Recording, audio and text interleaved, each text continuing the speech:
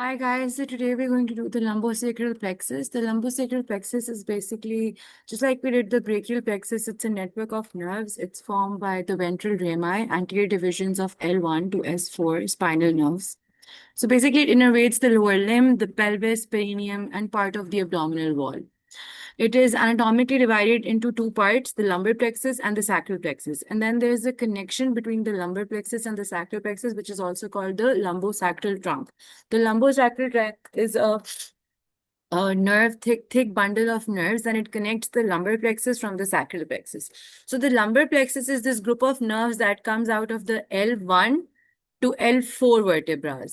All the nerves coming out from the L1 to L4 is the lumbar plexus, and by its name, it's lumbar because it's coming out of the L1 to L4 areas.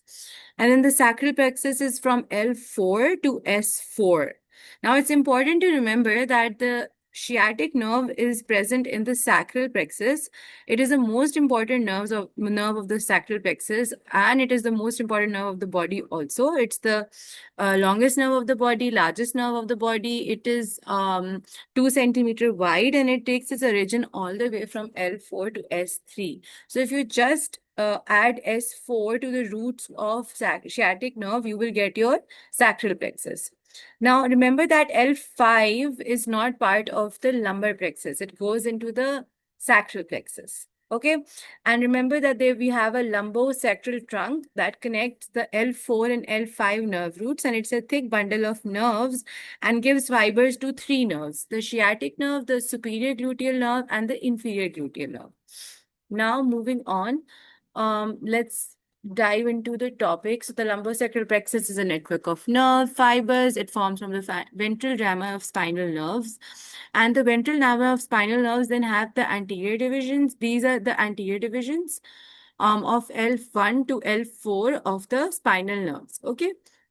Now the lumbar plexus L1 and L4 are is made from contributions from T12 fibers also. T12 also takes participation in the lumbar plexus, but not in the main nerves. Okay, so the iliohypogastric and the ilioinguinal nerves take some contributions from T12 fibers, but the rest of them don't. These two plexuses are often considered together as the lumbosacral plexus because they're anatomically and functionally interconnected. Moving on, this is the little overview of the ventral rami of L1 to S4, which are divided into further um, divisions in lumbar plexus and sacral plexus.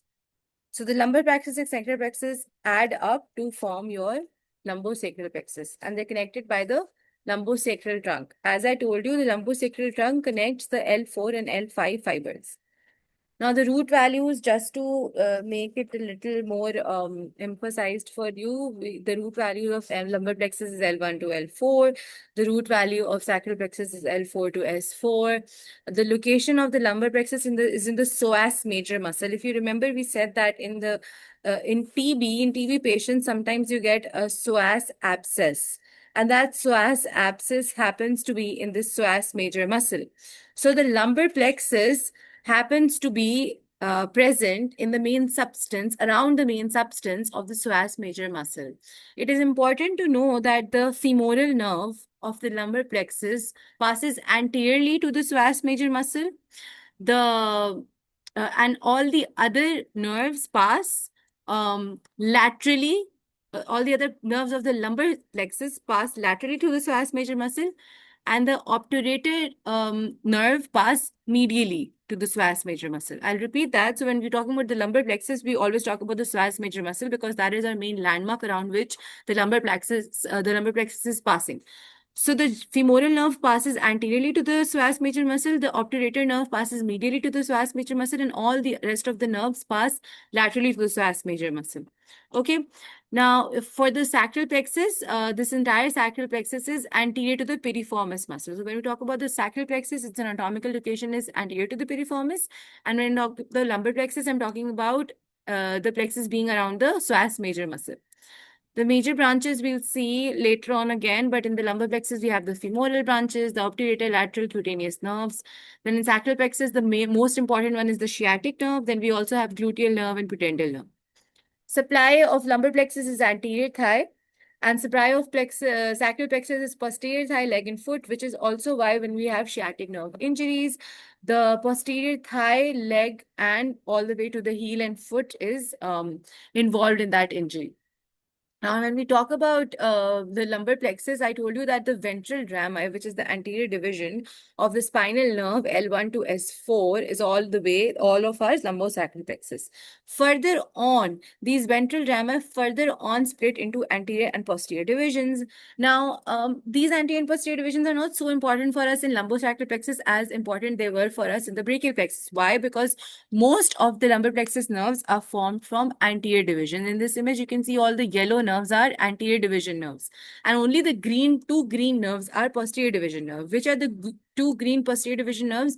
The lateral femoral cutaneous nerve and the femoral nerve. Only these two nerves, the lateral femoral cutaneous nerve and the femoral nerve. Only these two nerves are the posterior division nerves. Rest, all of them are the anterior divisions of ventral rami. So that's why the divisions are not so important in the lumbosacral plexus as they were in the brachial plexus. Moving on now, I've told you that lumbar plexus was formed from ventral rami of L1, L2, L3, and L4. It was present in the substance of the psoas major muscle, and iliohypogastric, ilioinguinal, obturator femoral nerves are the main kind of nerves you'll see here. Moving on, let's start. So basically, to remember the lumbar plexus, just remember, and we have 6 branches. Okay, we have 6 branches of the lumbar plexus. We're doing the lumbar plexus first, and then we'll do the sacral plexus, and then we'll connect the two. So for the lumbar plexus, always remember we have 6 branches. 2 of them come from one nerve root, 2 of them come from 2 nerve roots, and 2 of them come from 3 nerve roots. Okay. So first of all, to remember this mnemonic, remember I twice got lunch on Friday. Okay. So for I twice, you know that there are 2 branches that start with I, and these are the iliohypogastric and the ilioinguinal nerve. What is important about the iliohypogastric nerve is that it has a motor and sensory component. The motor component supplies the internal oblique and transversus abdominis muscle, and the sensory component supplies the suprapubic hypogastric region, which is basically below the umbilicus and above the pubic bone. Okay, so this area is supplied by the iliohypogastric nerve. The iliohypogastric nerve is very commonly injured in abdominal and pelvic surgeries like laparoscopic surgery, laparotomy, or like transverse incisions of abdomen. Also, some sutures may trap these iliohypogastric nerves. Other pelvic surgeries may also involve the ilioinguinal nerve also. Here we're talking about the iliohypogastric first. So it has a motor component, it has a sensory component. The motor component supplies the internal oblique and transversus abdominis, which was part of our abdominal muscles. And the sensory component supplies the suprapubic or hypogastric region, which is basically below the umbilicus and above the pubic bone. Okay, what are the symptoms of an injury of the iliohypogastric nerve? Basically, burning pain or paresthesia, like tingling sensation in the hypogastric region. And sometimes it radiates from the incision to the suprapubic area because this is the sensory area supplied by the iliohypogastric nerve. And sometimes it also radiates to the labia or scrotum or thigh. But the labia scrotal area is mainly supplied by the genitofemoral nerve, which we will do further on. Okay, so we said there were 6 branches, 2 come from one root, and of the 2 that come from one root, the first one is iliohypogastric. It goes on above the ilioinguinal nerve. Moving on to the ilioinguinal nerve, it comes below the nerve, the iliohypogastric nerve. And ilioinguinal nerve can also be injured in pelvic surgeries, just like iliohypogastric nerve. Okay, so we have 2 branches that come from one root, and that is L1. So the L1 root gives us iliohypogastric and ilioinguinal nerve. Now we have like I twice. Now we come to G. So the I twice got, the G is for genitofemoral nerve. The genitofemoral nerve is now the first of the 2 nerves that come from 2 roots. The genitofemoral nerve comes from L1 and L2. It has a motor component, it has a sensory component. The motor component goes to the cremasteric muscle. The cremasteric muscle is basically a muscle that covers the testes and spermatic cord. Okay, so we have a sensory component also. Now, the sensory component has a genital branch and a femoral branch. The genital branch in males goes to skin of anterior scrotum, and in females it goes to skin over pubis and labia majora. Okay. And so this was the genital branch of the sensory branch of the genitofemoral nerve. Now we have a sensory branch of the femoral branch of the sensory branch of the genitofemoral nerve. Okay. And that is the skin of the upper anterior thigh.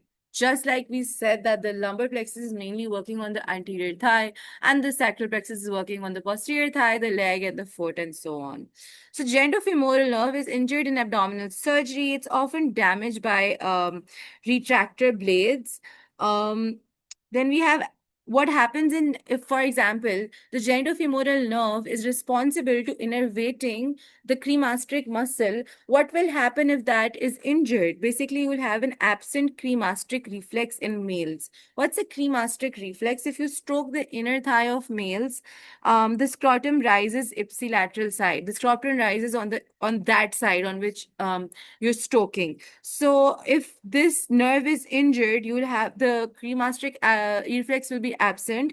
There will be decreased sensation on the anterior thigh, and also there will be decreased sensation on the labia and scrotum. And this directly connects with the area it was supplying, guys. So it's easy to understand, right?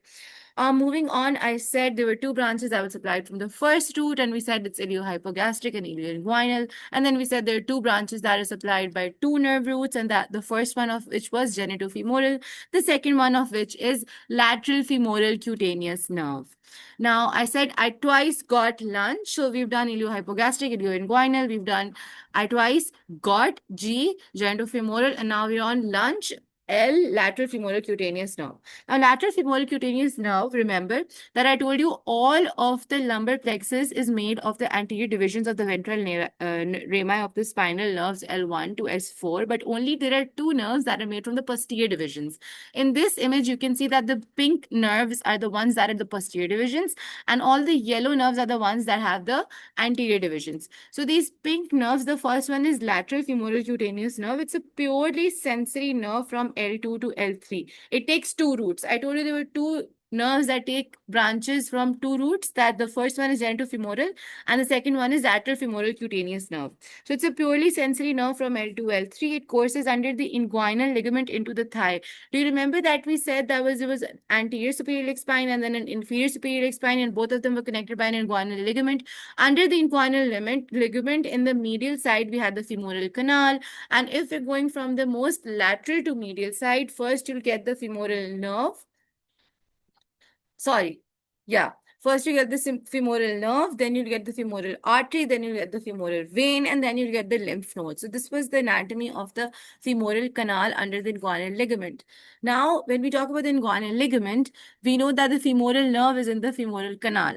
But we also know that under the inguinal ligament on the most lateral side, a nerve runs, and that is called the lateral femoral cutaneous nerve, which is why it's called the lateral femoral cutaneous nerve, because it's lateral on the anterior thigh. So it is compressed, since it goes under the inguinal ligament into the thigh, and it has to go superficially because it's a cutaneous nerve. By cutaneous, we mean that it is going to supply the skin surface. So this nerve is compressed in tight clothing, obesity, and pregnancy.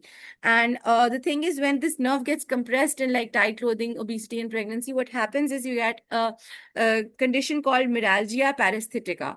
In meralgia paresthetica, this is like an outer thigh nerve syndrome. You get burning pain, you get numbness and tingling. Basically, numbness and tingling is called paresthesia. Okay.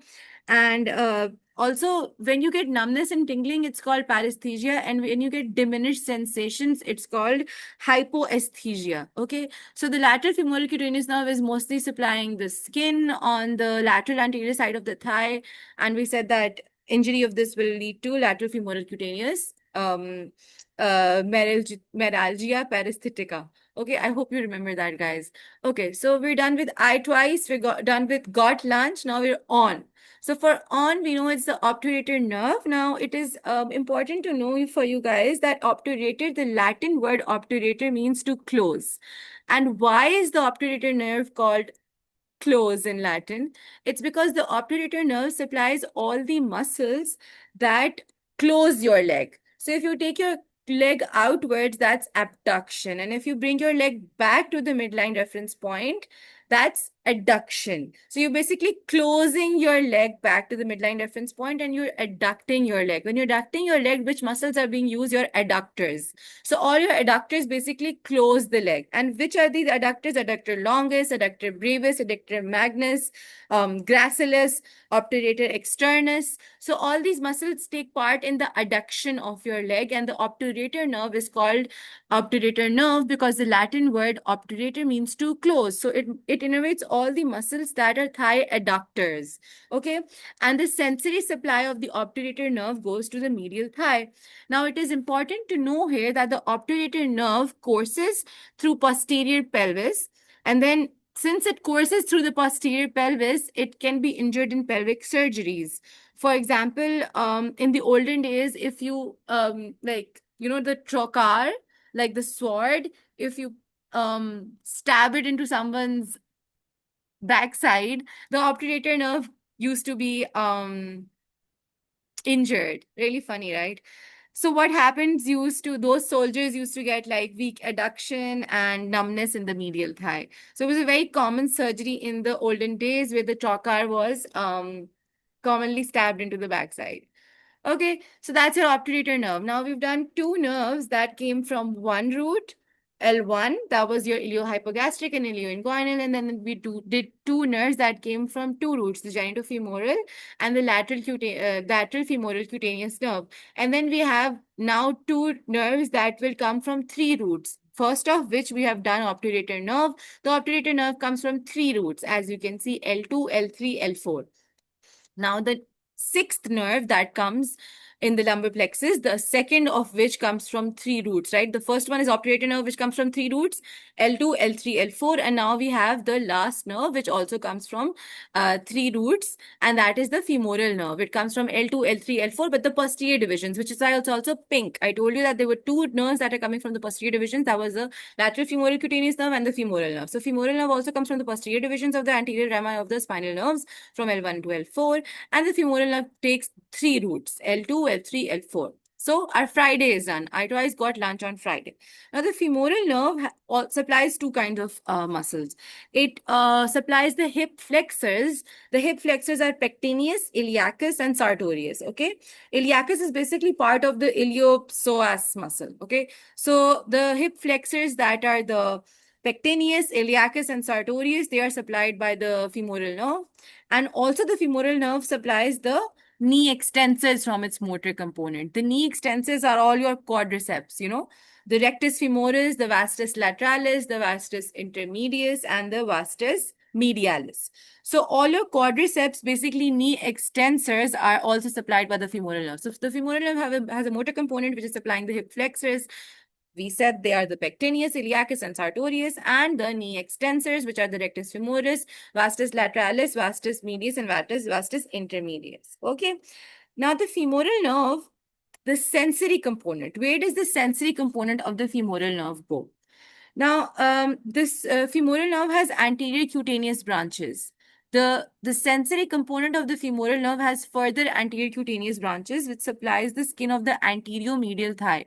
Remember that when we talked about the lumbar plexus, we're always talking about the anterior thigh, just the anterior thigh. Okay, the posterior part of the thigh and the leg will be taken care of by the sacral plexus. So we have a saphenous nerve that comes off the femoral nerve, and that supplies the skin of the medial leg and foot. The skin supply of the medial leg and foot will be supplied by the saphenous nerve. Again, there's something called saphenous vein stripping, and basically this vein is used to strip off and use in the coronary artery bypass graft surgery, where we need like a venous strip, like a piece of the vein to be used in that bypass graft surgery. So in the coronary artery bypass graft surgery, you may use the saphenous vein. The saphenous vein stripping is also used in other surgeries. And the thing is that when you take the saphenous vein stripping, you may damage the saphenous nerve. If you damage the saphenous nerve, you'll get numbness in the lower leg. Now, for certain leg procedures also, we give anesthesia. And this anesthesia is given to the femoral nerve. It's called the femoral nerve block. along with some other blocks like obturator and femoral cutaneous blocks, right? So why are we blocking these nerves? We're blocking these nerves to reduce sensation on the leg areas so as to do the surgical procedure. Now, the femoral nerve at the groin, I told you, at the groin area, there was the anterior superior iliac spine and anterior inferior iliac spine, and both of them were joined by the inguinal ligament. On the medial side, you have the femoral canal. When we go from lateral to medial, you first have the nerve, then the artery, then the vein, and then the lymphatics, and this was part of the femoral canal. Now, the femoral nerve is rarely injured, okay? It's like very rarely injured by pelvic fracture or surgery. But if you do injure it, you know that it is supplying the hip flexors, it is supplying the knee extensors. So you'll get like weak flexion of thigh and weak extension of knee. And also when the femoral nerve is injured, you get an absent patellar reflex. And since the sensation, it's giving sensation supply to the medial leg, medial foot, and anterior cutaneous nerve branches, you know that there will be numbing, tingling, burning pain in thigh and knee. Okay, so that's your femoral nerve. So we're done with the lumbar plexus. Now let's go on to the sacral plexus. Okay. So we've told you that there were 6 branches. 2 were coming from one root, the iliohypogastric, ilioinguinal. Then 2 were coming from 2 roots. That was the femoral nerve. No, the 2 were coming from 2 roots were the um, um, lateral cutaneous nerve and the genitofemoral nerve. Okay. And then there were 3 that were coming from 2 they were coming from 3 roots. Sorry. 2 that were coming for 3 roots, and that was obturator nerve and femoral nerve. I hope I haven't confused you guys there. We talked about the 2 that were coming from 2 roots, right? That was the genitofemoral nerve and lateral femoral cutaneous nerve of the eye. I've already told you here that all nerves of the lumbar plexus go laterally to the psoas major, but the genitofemoral nerve travels anteriorly, and um, there was another nerve, the obturator nerve, which travels medially in relationship to the psoas major muscle. So that's something you can see here. Okay. Moving on to the, I think we've done the femoral nerve, that it supplies the hip flexors and knee extensors. It has anterior cutaneous nerve branches. The saphenous nerve gives sensation to the medial leg and medial thigh. Which is why when this femoral nerve is sometimes injured, which is rarely injured, it will give you weak extension of the knee, weak hip flexion, and sensationally loss on the leg and knee thigh. Obturator nerve, I told you it was like the Latin word was to close, because it is supplying all the adductors, and the adductors are the adductor brevis, adductor longus, adductor magnus, obturator externus, gracilis, all of these were adductors. Then here we can see that the lumbar plexus, it can show you the difference in the muscular innervation of anterior thigh for the femoral nerve. The femoral nerve is basically supplying all the vastus lateralis, all the quadriceps femoris that were latus femoris, iliacus, vastus lateralis, intermedius medialis, because the femoral nerve is doing the knee extension. Okay, and this was the quadriceps. So the quadriceps are doing the knee extension. The obturator nerve was the closed nerve. So it was supplying the adductors, right? And then the lateral femoral cutaneous nerve, here you can very well see that the anterior superior iliac spine, inferior iliac spine, anterior superior iliac spine are connected by the inguinal ligament, and the lateral femoral cutaneous nerve is most laterally placed here. This is the cross section of the iliacus muscle.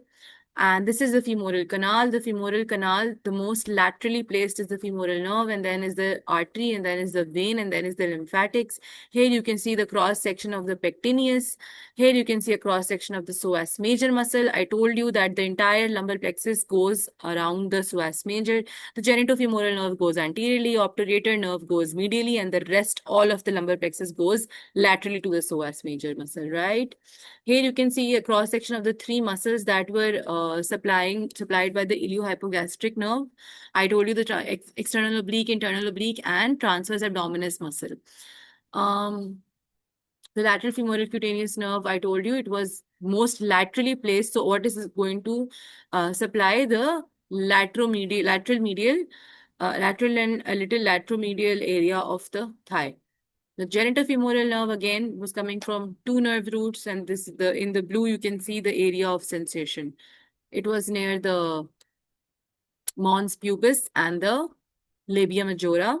In men, it was near the testes and scrotum skin area.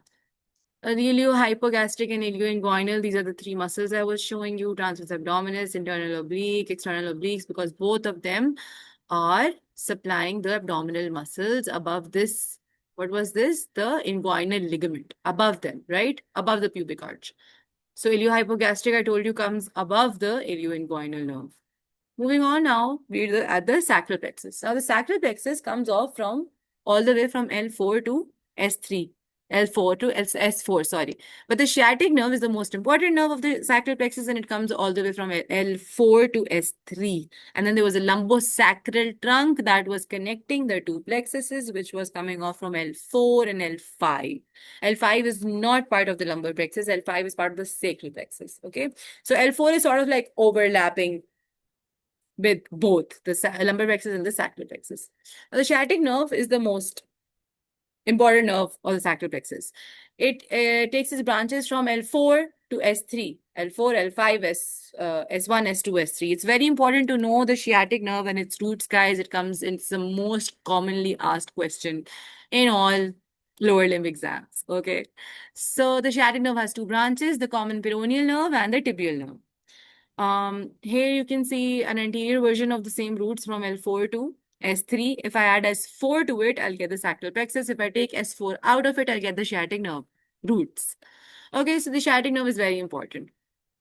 Now, for the sciatic nerve, we'll one by one go to the nerves, and in the end, I'll tell you a fun way to remember the nerve roots of the sacral plexus. Okay, so we've done the lumbar plexus, now we're on to the sacral plexus. Now, first of all, we have the superior gluteal nerve. The superior gluteal nerve is predominantly L5, okay? But it takes roots from three areas, L4, L5, and S1, okay? So why is the superior gluteal nerve so important? Because the superior gluteal nerve comes from sacral plexus L4 to S1, and L5 is the predominant region that is supplying the superior gluteal nerve. It's a purely motor nerve. There is no sensory component of the superior gluteal nerve, and it supplies purely the muscles that are gluteus minimus and medius. So basically, these two are abductors. Abduction means taking the leg away from the midline reference point. So it's supplying the gluteus minimus and medius, the superior gluteal nerve, and it also supplying the tensor fascia lata. And the tensor fascia lata was a flexor of the leg.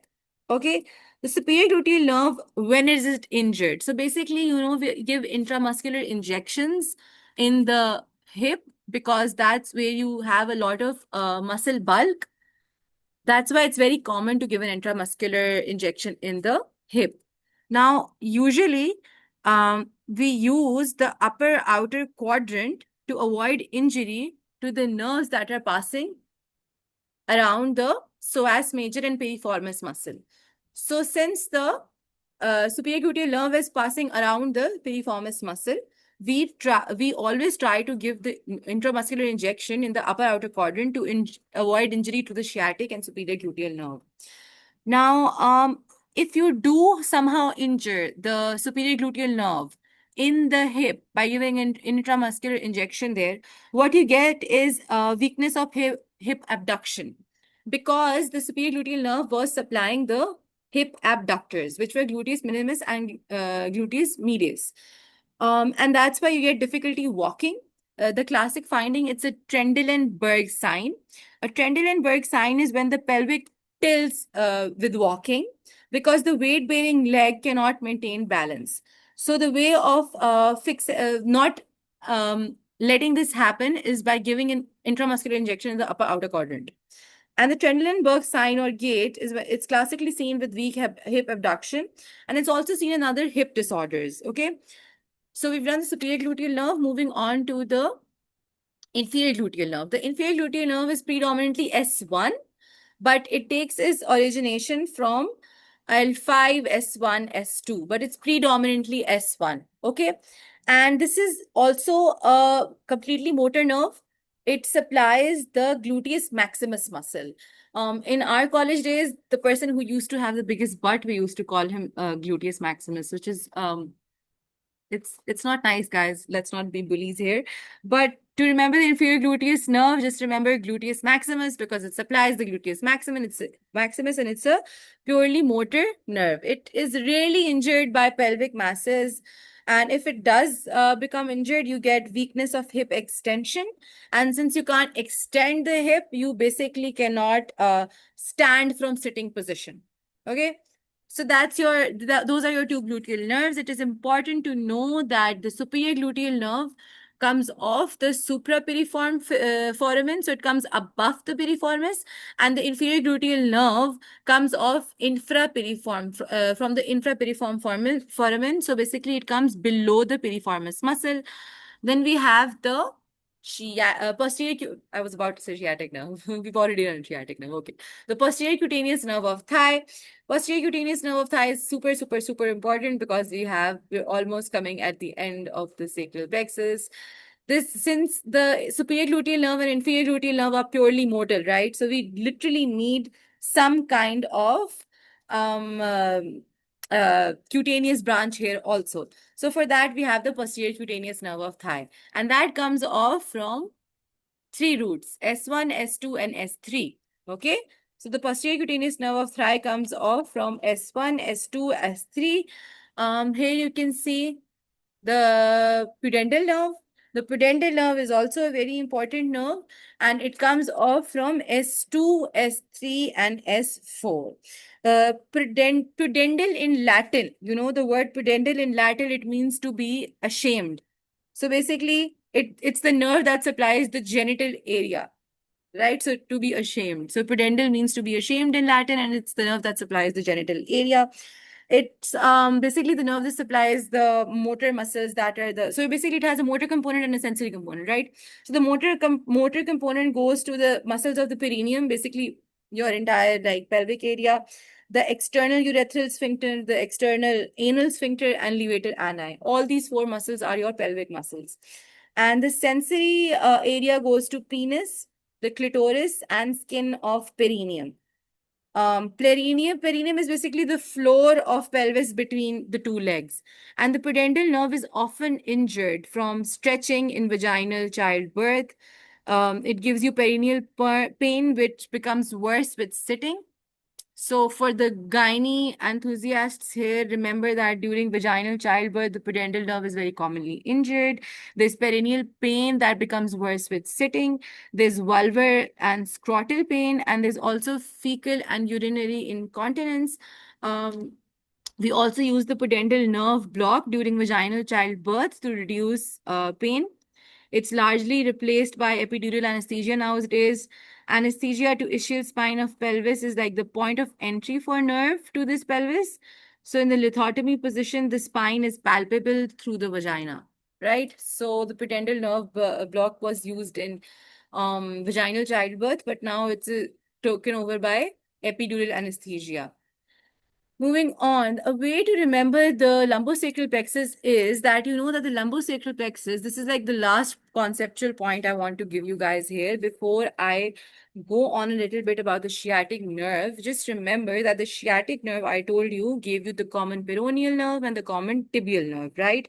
So for the sciatic nerve, remember that it's L4 to S3.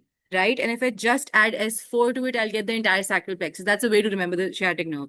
So from L4 to S3, I told you it's the largest nerve in the body. It's 2 centimeter wide. It has a motor component. It has a sensory component. And the branches are common peroneal and tibial. The common peroneal is a motor and sensory nerve to the lower leg. It goes right next to the fibula. And since peroneus is also it's the Greek word for clasp, and fibula is the Latin word for clasp. It is even easy to remember that the common peroneal is running around right next to the fibula. The common peroneal nerve has obviously the motor functions, and it supplies the short head of biceps femoris. That is basically your hamstring muscle. It flexes the knee, right? And then it has a superficial fibular nerve branch. It has a branch which is the superficial fibular nerve, and that supplies muscles of lateral lower leg. This includes the fibularis longus and brevis that you will see later on. Then it also has another branch which is the deep fibular nerve, and that supplies muscles of anterior lower leg. like tibialis anterior, extensor digitorum longus, and extensor hallucis longus. Okay, so that's your common peroneal nerve. The common peroneal nerve was a motory and sensory nerve to the lower leg. It was giving two more branches, that is the superficial fibular nerve and the deep fibular nerve, that is supplying respective muscles. And then the common peroneal nerve basically goes to the lower leg, the dorsal arm of the foot. It wraps around the fibula below the knee. It's injured by prolonged lying, like bed rest and surgery. And it's also injured in leg cast, like you get or when you get a fibular neck fracture and you get a fibular leg cast on it.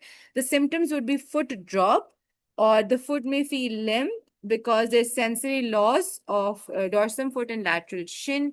Now, we also have the tibial branch of the sciatic nerve. The tibial branch of the sciatic nerve, the tibial nerve, basically courses down the leg posterior to the tibia. It is motor to posterior leg muscles at foot and the foot travels under at the foot it travels under medial malleolus. So basically, it courses down posterior to the tibia, motor to gives motory branch to the posterior leg muscles, and at the foot area it travels under the medial malleolus through the tarsal tunnel. It is the sensory supply to the heel and the sole. It innervates many posterior leg muscles because that's where it's passing. So many deep and superficials like popliteus, flexor hallucis longus, flexor digitorum longus, tibialis posterior, plantaris, soleus, gastrocnemius, all of these posterior leg muscles are innervated by the tibial nerve. The tibial nerve damage basically occurs from the tarsal tunnel narrowing. So at the heel, if you have a tarsal tunnel narrowing, you may get a tibial nerve damage. It's often followed by fracture or dislocation. Symptoms are mostly sensory, like pain, burning, numbness of on sole of foot. There's also at knee, there's sometimes a large Baker's cyst or trauma at the knee. And that also leads to loss of plantar flexion, loss of toe flexion, and loss of inversion because of the tibial nerve damage at the knee in the Baker's cyst. Okay. So I was telling you the last point is to remember the sciatic nerve has all the roots from L4 to S3. Now, if you remember SIPP, okay, and just remember this order, superior gluteal nerve, inferior gluteal nerve, posterior gluteal nerve of thigh, and pudendal nerve, then you will remember that all three of them take three roots, right? So the superior gluteal nerve will start from the first thing, L4, L5, S1, that's your superior gluteal nerve. Come one step down, L5, S1, S2, that's your inferior gluteal nerve. Come one step more down, S1, S2, S3 is your posterior cutaneous nerve of thigh. And then come one step more down, S2, S3, S4 is your pudendal nerve. So it's the way to remember the lumbar plexus nerves are that the sciatic nerve takes all the roots, just add S4 to it, and then in the order of superior, inferior gluteal nerves and posterior gluteal nerve of thigh and pudendal nerve, just go three roots from the start, then go one step down, three roots, one step down, three roots, one step down, three roots. That's how you guys can remember the sacral plexus. That's enough. I hope you found the video helpful.